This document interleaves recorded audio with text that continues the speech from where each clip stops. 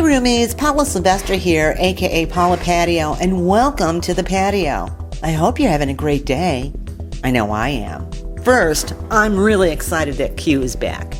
Excellent news to get this morning. But I want to share with you what's been on my mind. For the past few weeks, the enemy has been attacking me in a variety of ways. And for starters, since October 10th, Microsoft Update, both of my computers are a slight mess. Now, there's about 800 million people out there that were or could still be affected by it, and I would bet that many people don't know where to go for help. It's not an easy fix, and it's not something that you could just download like a patch. Know that you can go to the Microsoft Store, believe me, and you must make an appointment. And they will check it out for you at no charge. You're going to have to leave it with them, but if there's nothing wrong with your computer, in other words, like your hard drive's not going to take a dump or your motherboard is bad, there's no charge. Number 2, when I'm walking around town or at the grocery store, I wonder to myself about all the people who are listening to Christian influencers that are literally taking them down the wrong road and they don't even know it. Back in the mid-90s, Joyce Myers caught my attention briefly, but my Holy Spirit stay away from them detector kicked in, and that was the end of Joyce. A few years ago, I called a Christian friend of mine, and I heard Joel Osteen playing in the background. And I asked my friend, "Why are you listening to him?" And her response, "I like him. He's very motivational and positive." I shared with her what I knew, and I suggested highly for her to stay away from him.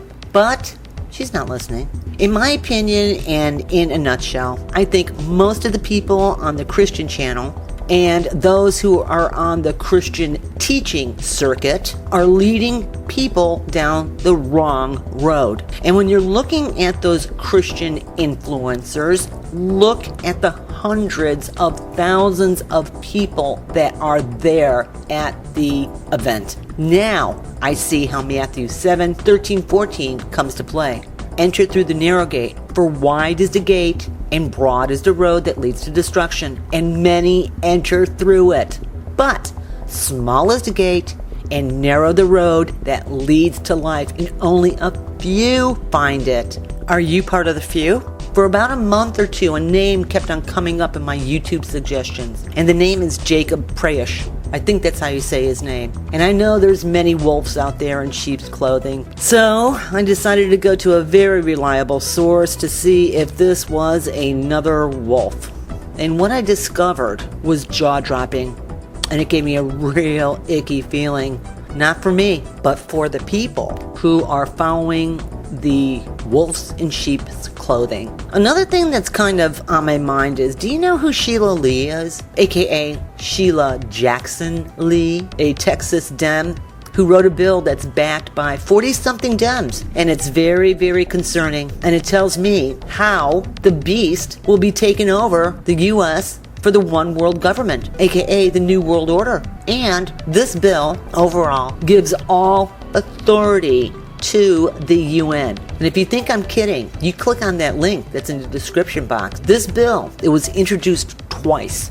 Once in 2015 and the other time very recently. And the bill was never acted on. The bill is still pending and it hasn't been closed. The bill started before Trump took office and it was designed for Hillary, which would hand over the USA to the UN. I have a theory. I'm not a date setter. I'm not a pastor. I'm not a minister. I'm just a person.